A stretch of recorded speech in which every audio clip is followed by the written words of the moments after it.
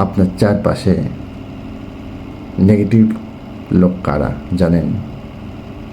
যারা আপনার সব কিছুতেই শুধু দোষ আর দোষ খুঁজে পায়। আপনি ভালো কাজ করলেও সে দোষ পায়, আর মন্দ কাজ তো দোষ পাবেই। ঠিক আছে, মন্দ কাজে নিন্দা করুক, সমস্যা নেই, কিন্তু ভালো কাজ যখন নিন্দা করে তখন আপনার কেমন লাগে? রাগ উঠে, তাই না?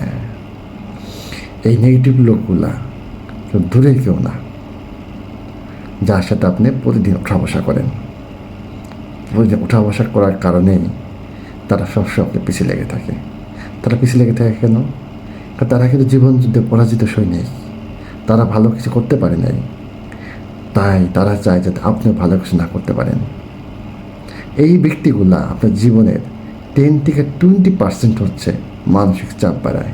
আপনি এমনি সারাদিন নানা কিছুতে পেরাতে থাকেন, তারপরে এদের পেরা।